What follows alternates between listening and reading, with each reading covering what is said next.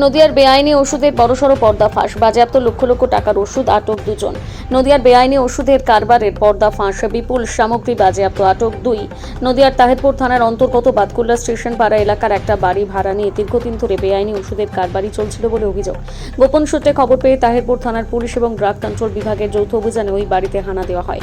অভিযানে বিপুল পরিমাণ ওষুধ এবং বিভিন্ন মেডিকেল সামগ্রী উদ্ধার ও বাজেয়াপ্ত করা হয়েছে বলে জানা গিয়েছে। ঘটনায় রবীন্দ্রনাথ মিত্র এবং বাসন্তী দাস নামে দুজনকে আটক করেছে ড্রাগ কন্ট্রোল বিভাগ। আটক ব্যক্তিরা বাতকুল্লা এলাকার বাসিন্দা বলে সূত্রের খবর।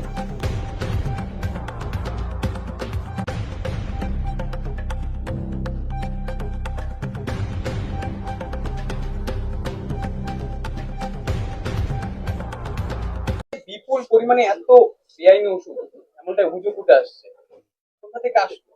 মহারাষ্ট্র থেকে আসে। মহারাষ্ট্র থেকে কতদিন ধরে করছেন এই ব্যবসা? 2 বছর। 2 বছর ধরে।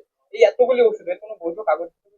এই মানে এটা নট কমার্শিয়াল, তো নট ডক্টর ফিজিশিয়ান স্যাম্পল দেখতে পাচ্ছেন, আর ডক্টর ডিস্ট্রিবিউট করা যায়। এত ওষুধ আপনি কোথা থেকে পেলেন? ওই এমআরআই দেয়, এমআরআই দিয়ে দেয়। এই ওষুধগুলি কি ওই করবেন? কোয়াক লেভেলের ডাক্তারদের দেওয়া হয়। কতদিন ধরে করছেন এই কাজ? 2 বছর। 2 বছর ধরে।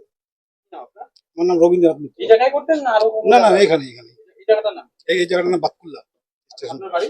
আমার বাড়ি বাতকুল্লা। কতদিন ধরে চলছে এই ব্যবসা? 2 বছর হলো। 2 বছর হলো।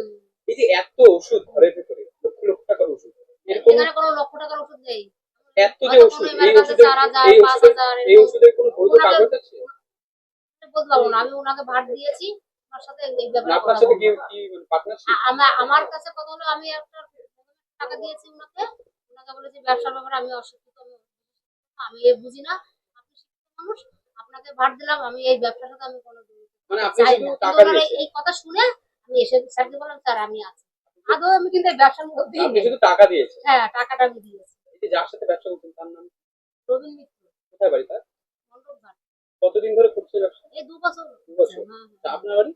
আমার এই যে ওষুধগুলি কোথা থেকে আসতো? আপনি এগুলো মহারাষ্ট্র দিয়ে আসে। মহারাষ্ট্র থেকে আসছে, আর কোথায় যেতেন ওষুধ? উনি ভালো বলতে পারবে, রবীন্দ্রবাবু বলতে পারবে।